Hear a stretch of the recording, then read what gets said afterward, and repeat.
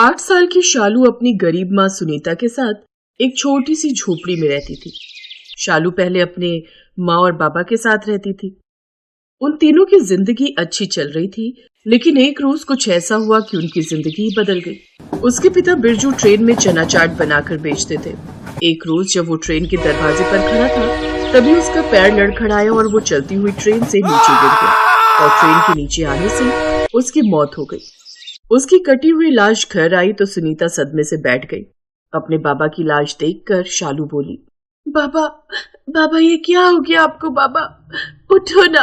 माँ, बाबा को बोलो ना उठने के लिए। लेकिन सुनीता की तो जैसे दुनिया ही उजड़ गई। इस सदमे से बाहर आने में सुनीता को महीना भर लग गया। फिर उसे अपनी बच्ची का ख्याल आया, मुझे अपनी बच्ची के लिए कुछ काम करना ही होगा। सुनीता इधर उधर काम की तलाश में गई तो उसे एक घर में बर्तन धोने और साफ सफाई का काम मिल गया। महीने की 3000 तनख्वाह उसे मिलने लगी। एक रोज जब वो अपना काम खत्म करके घर लौट रही थी तो रास्ते में एक बिल्डिंग बन रही थी। जैसे ही वो उस बिल्डिंग के पास से गुजरी, अचानक वो बिल्डिंग गिर गई और सुनीता उसकी चपेट में आ गई। उसके सर और कमर पर गहरी चोट आई। वो बच तो गई, लेकिन अब उसने हमेशा के लिए बिस्तर पकड़ लिया। हे भगवान, ये तूने मुझे अपनी बेटी पर कैसा बोझ बना दिया। बेचारी के ऊपर से पहले ही पिता का साया उठ गया और अब माँ भी अपाहिज हो गई। अब मेरी शालू का क्या होगा? ऐसे कुछ दिन बीत गए। फिर एक रोज, माँ ये लो पैसे। ये पैसे तू कहाँ से ले आई शालू? तूने चोरी की है क्या? माँ मैं तुम्हारे सर की कसम खाती हूँ, मैंने चोरी नहीं की। ये तो मैंने काम करके कमाए हैं। काम करके? हाँ माँ, मुझे एक ढाबे पर साफ सफाई और बर्तन धोने का काम मिल गया है। मेरे महीने की तनख्वाह 1500 रुपए है। ये सुनते ही सुनीता आग बबूला हो गई। चुप कर, किसने कहा तुम्हें कमाने को? किसने कहा? हाँ, तेरे मरे हुए बाबा को मैं क्या मुंह दिखाऊंगी? वो तुझे पढ़ाना लिखाना चाहते थे और तू ये सब काम करेगी? वो तुझे बड़ा अफसर बनाना चाहते थे। अब उनका सपना कैसे पूरा होगा? माँ तुम मत रो माँ, मैं काम के साथ साथ पढ़ाई भी करूंगी। कल ही सरकारी स्कूल में जाकर अपना दाखिला करवा लूंगी। उसके बाद मैं काम पर चली जाया करूंगी। अगर काम नहीं करूंगी तो हम खाएंगे क्या? और तुम्हारी दवाई वो कहाँ से आएगी?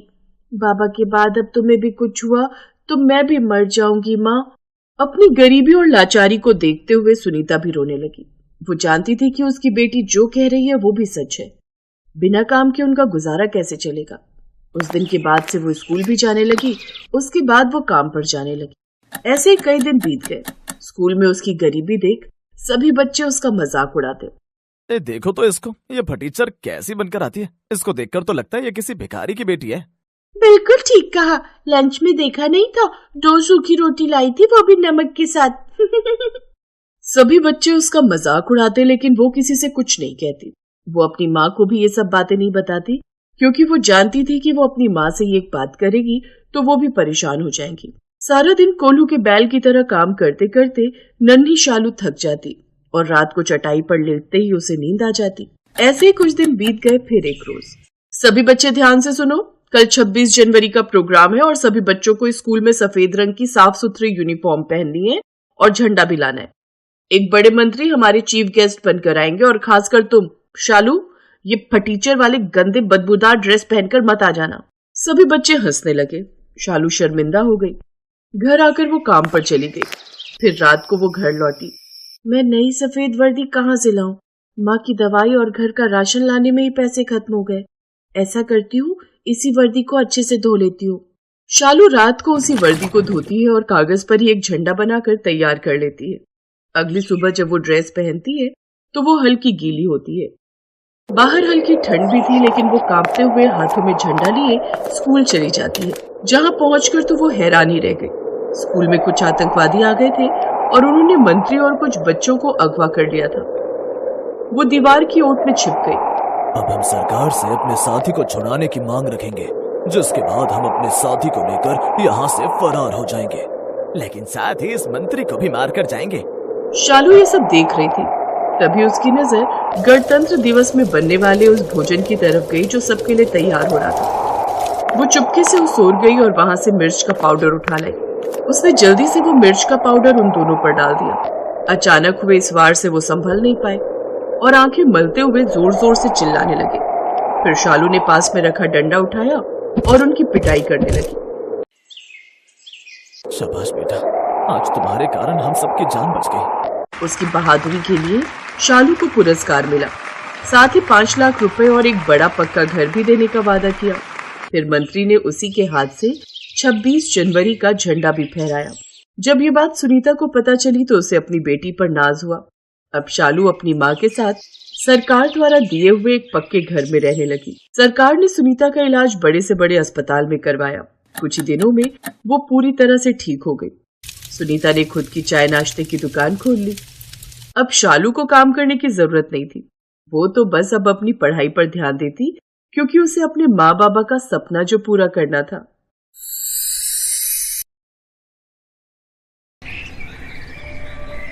सुनीता मिस्टर शर्मा के घर काम करती है। शर्मा जी स्वभाव के बहुत दयालु और मिलनसार व्यक्ति हैं। शुक्रिया साहब, आपने मेरे दीपक का एडमिशन इतने बड़े स्कूल में करवा दिया। आपका मुझ गरीब पर बहुत बड़ा एहसान है। कोई बात नहीं सुनीता, बल्कि अच्छा ही है। दीपक अच्छे स्कूल में पढ़ लिख जाएगा तो बड़े होकर वो तुम दोनों का सहारा बनेगा।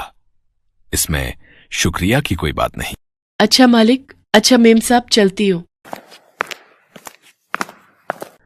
मम्मी, मैं ये सब क्या सुन रहा हूं? दीपक मेरे स्कूल में एडमिशन ले रहा है। अब वो हमारी नौकरानी सुनीता का बेटा मेरे स्कूल में और मेरी क्लास में पढ़ेगा। मैं ये कभी बर्दाश्त नहीं कर सकता। क्या करूं बेटा, तेरे पापा तो बहुत ही सीधे हैं। जरा सा सुनीता ने उनके आगे 4 आंसू क्या बहा दिए, उन्होंने फौरन स्कूल के प्रिंसिपल को फोन मिला दिया। वो दीपक अपने स्कूल में फर्स्ट आया था, इसलिए उसे आसानी से तेरे स्कूल में एडमिशन मिल गया। बाकी तू चिंता मत कर, उस दीपक को मुंह लगाने की कोई जरूरत नहीं है। रितु, तुम अपने बेटे को ये क्या पट्टी पढ़ा रही हो? ऐसी बातें कौन सिखाता है? दीपक हमारे घर काम करने वाली सुनीता का बेटा है, तो इसमें हर्ष क्या है? उसे भी पढ़ने का पूरा हक है। उसके पिता बीमार रहते हैं, दोनों पति पत्नी इतना नहीं कमा पाते। अगर हमने दीपक का एडमिशन करवा भी दिया तो पढ़ लिख कर अपने माता पिता का सहारा बनेगा। हमें तो खुश होना चाहिए कि हम किसी की मदद कर रहे हैं। अरे हर किसी की मदद ही करते रहेंगे क्या? कुछ तो सोचना चाहिए। अगर दीपक क्लास में हमारे बेटे रोहन से आगे निकल गया तो कभी सोचा है? वैसे भी मैंने सुना है 5th क्लास में अपने स्कूल में फर्स्ट आया था। मैंने रोहन को कह दिया है कि उससे डरने की जरूरत नहीं है, वो अपनी पढ़ाई पर ध्यान दे। हमारा रोहन किसी से कम थोड़ी है। अगले दिन से सुनीता का बेटा दीपक भी स्कूल जाने लगा, पर रोहन दीपक के साथ अच्छा व्यवहार नहीं करता था। 26 जनवरी आने वाली थी। रोहन की क्लास में भी सब बच्चे रिपब्लिक डे की तैयारी कर रहे थे। बच्चों, 2 दिन बाद गणतंत्र दिवस है। आप सब बच्चे चार्ट पेपर पर 26 जनवरी के लिए सुंदर ड्राइंग बनाकर लाओगे। जिन बच्चों की ड्राइंग सबसे अच्छी होगी उन बच्चों को प्रिंसिपल मैम की तरफ से इनाम दिया जाएगा। इसलिए आप सब पूरी मेहनत के साथ ड्राइंग बनाने की तैयारी शुरू कर दीजिए। देखना पीयूष, सबसे सुंदर ड्राइंग मैं ही बनाकर लाऊंगा। ओए दीपक, सुन, एडमिशन तो तूने मेरी क्लास में ले लिया, पर याद रख, तू मेरे से आगे इस स्कूल में नहीं बढ़ सकता। पहले वाले स्कूल में तो तू फर्स्ट आ गया, पर यहाँ हर चीज में सिर्फ रोहन फर्स्ट आता है। कोई बात नहीं रोहन, अगर तुम जीते तब भी मुझे इतनी खुशी होगी जितनी मुझे अपने जीतने पर होगी। यार रोहन, तू इस दीपक से इतना चिढ़ता क्यों है? ये तो तेरे से बहुत अच्छे से बात करता है। तू जानता भी है ये मेरे घर काम करने वाली नौकरानी का बेटा है। ये लोग बहुत गरीब हैं, इतने फटे हुए कपड़े पहनते हैं, इतने पुराने से टूटे हुए घर में रहते हैं ये लोग। एक दिन इसकी मम्मी काम पर नहीं आई थी तो मैं मम्मी के साथ देखने गया था। बहुत अंदर गंदी सी गलियों में जाकर इनका घर है। सारी झुग्गी झोपड़ी बनी हुई है वहां। सचमुच बहुत बदबू आ रही थी। अच्छा हुआ तूने मुझे बता दिया। मैं तो रोजाना नहाकर आता हूँ और कभी कभी ये मेरे साथ लंच भी कर लेता है। अब तो मैं इसके साथ बिल्कुल भी बैठकर लंच नहीं करूंगा, नहीं तो मेरे पास से भी बदबू आने लगेगी। रोहन और पीयूष की बातें सुनकर दीपक की आंखों में आंसू आ जाते हैं, पर वो अपने आप को संभाल लेता है। घर जाकर दीपक अपनी मम्मी सुनीता से कुछ पैसे मांगता है। मम्मी, मुझे स्कूल में गणतंत्र दिवस पर चित्र बनाकर ले जाना है। मुझे थोड़ा सा सामान खरीदना है। पापा से पैसे मांग लो क्या?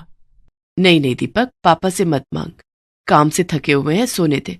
मैं शाम के बर्तन करने जा रही हूँ, मालकिन से कुछ रुपए उधार ले आऊंगी, तू परेशान मत हो। अच्छा बेटा, कुंडी लगा ले, मैं थोड़ी देर में आती हूँ। सुनीता काम पर जाती है। वो जैसे ही कुछ रुपए उधार मांगती है, मालकिन रितु उसे ताने देने लगती है। ये ले पकड़, पूरे 100 रुपए हैं, इस महीने की तनख्वाह में से काट लूंगी। और हाँ, जो स्कूल फीस के पैसे जमा करवाए थे वो भी इस महीने से तनख्वाह में से काटने शुरू कर रही हूँ। मम्मी मुझे पता है दीपक मेरे से अच्छी ड्राइंग नहीं बना सकता। आप फालतू में ही सुनीता आंटी को 100 रुपए पकड़ा रही हो। सुनीता आंटी, देखना कंपटीशन मैं ही जीतूंगा। तो और क्या, मेरा बेटा किसी से कम थोड़ी है। इतनी बढ़िया जगह से ड्राइंग सिखाई है मैंने अपने बेटे को। बहुत अच्छी ड्राइंग करता है मेरा रोहन। सुनीता रोहन की बातों पर मुस्कुरा देती है और 100 रुपए लेकर घर लौट आती है। दीपक 26 जनवरी के लिए चित्र बनाने का सामान खरीद लाता है और एक बहुत ही सुंदर चित्र तैयार करता है। उधर रोहन भी अपनी ड्राइंग बना रहा था। अगले दिन सब बच्चे स्कूल में अपना अपना चार्ट पेपर लेकर पहुंचते हैं। रोहन अपना चार्ट पेपर घर पर ही भूल जाता है। पीयूष, अब मैं क्या करूंगा? मुझे कुछ समझ नहीं आ रहा। मैंने इतनी मेहनत से ड्राइंग तैयार की थी। हाँ, चल अच्छा हुआ तो चार्ट पेपर घर पे भूल आया। अब इस ड्राइंग कंपटीशन को मैं ही जीतने वाला हूँ। ये देख, मैंने कितना सुंदर रिपब्लिक डे का चित्र बनाया है। अच्छा, मैं तो हॉल में जा रहा हूँ। अब तू क्या करेगा आकर? तू यहीं क्लास में बैठा रहे। रोहन और जोर जोर से रोने लगता है। तभी दीपक उसके पास आता है। रोहन, ये लो, तुम मेरी ड्राइंग स्टेज पर दिखा दो। किसी को कुछ पता नहीं चलेगा। मैं जानता हूं तुम्हारा बहुत मन था कि तुम इस कंपटीशन में भाग लो, इसलिए तुम मेरी ड्राइंग शीट दिखाकर इस कंपटीशन में भाग ले सकते हो। अगर मैंने तुम्हारा चार्ट पेपर स्टेज पर दिखा दिया तो तुम क्या दिखाओगे उसकी तुम चिंता मत करो। मेरे पास एक और ड्राइंग है, ये देखो, मैं ये वाली दिखा दूंगा। पर ये तो अभी पूरी तरह बनी भी नहीं है, इसमें तो रंग भी नहीं भरे हुए हैं। क्या बात है बच्चों, तुम यहाँ बातें कर रहे हो और हॉल में कंपटीशन शुरू भी हो चुका है। अपना अपना चार्ट पेपर पकड़ो। और दीपक, तुमने अपनी ड्राइंग में कलर भी नहीं भरे। अच्छा ठीक है, चलो अब देर मत करो। रोहन, तुमने तो बहुत सुंदर ड्राइंग बनाई है, वेरी गुड। चलो अब दोनों हॉल में जाओ। आज सभी बच्चों में फर्स्ट नंबर पर रोहन की ड्राइंग आई है। सब बच्चे रोहन के फर्स्ट आने पर जोरदार ताली बजाएंगे। सेकंड नंबर पर ध्रुव, एक बार ध्रुव के लिए भी जोरदार तालियां। और थर्ड नंबर पर पीयूष, पीयूष के लिए भी जोरदार तालियां। रोहन तो अपना चार्ट घर पर ही भूल आया था, फिर इसके हाथ में ये चार्ट पेपर किसका है जिसकी वजह से ये फर्स्ट आया है? प्रिंसिपल मैम के हाथों से रोहन को प्रथम पुरस्कार मिलता है। रोहन दीपक की तरफ ही देख रहा था। वो बहुत शर्मिंदा था और मन ही मन सोच रहा था, मैंने दीपक को हमेशा गरीब और नौकरानी का बेटा बोला।